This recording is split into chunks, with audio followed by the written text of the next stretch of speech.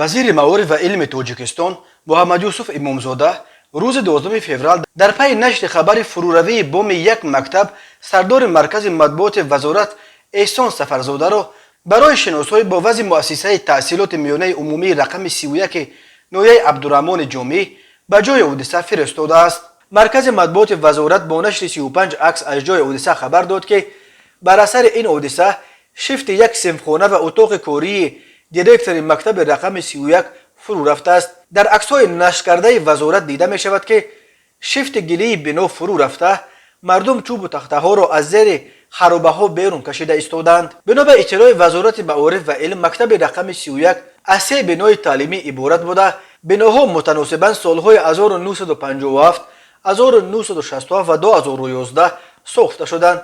در مکتب 769 نفر تحصیل می کند و 34 آموزگار به تعلیم و تربیت آنها مشغولند. وزارت گفت بنای شیفتش فرو رفته هنوز سال 1957 ساخته شده، از 6 صنفخانه و اتاق کاری دیرکتور و خانه آموزگاران عبارت بود و در این بنا 258 خواننده صنف‌های 5 8 10 و 11 تحصیل می‌کردند. سحنه 11 فوریه سال 2022 تنها شیفت یک صنفخانه و اتاق کاری دیرکتور فرو رفته.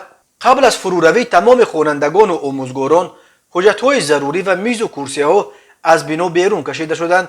با نظرداشت در حالت صدموی قرار داشتن بنای مؤسسه از جانب مقامات اجرایی حکومت دولتی نویه جهت ساختن بنای تعلیمی از حساب برنامه دولتی رشد مؤسسه‌های ساحه معارف ولایت ختلان برای سالهای 2017-2021 پیشنهاد نشده. تنها از 2 نوامبر سال 2021 با مکتوب رئیس نویه همچون مؤسسه صدموی برای وارد شدن در قطار انشاءات ساخته شونده و وارد شدن در لایحه مرحله نوبتی برنامه دولتی رشد مؤسسه‌های ساحه معارف ولایت ختلان برای سالهای 2022-2028 پیشنهاد شده است. با دستور وزیر ساختمان بنای تعلیمی در مؤسسه مذکور به نقشه گرفته شده در دایره امکانیت و در مهلت معین ساخته به استفاده داده می شوند.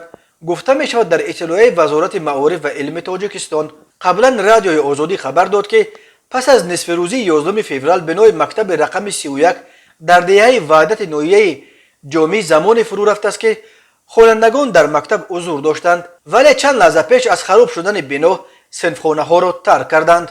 در ولایت ختلان که کلانترین ولایت تاجیکستان است، دهها بنای مکتب هنوز در دوران SSR ساخته شده باقی مانده است و گفته مقامات اکثر آنها به تعمیر و بازسازی نیاز دارند، ولی دست کم 10 مکتب در این ولایت در حالت صدموی قرار داشته خطر هر لحظه چپه شدنشان وجود دارد.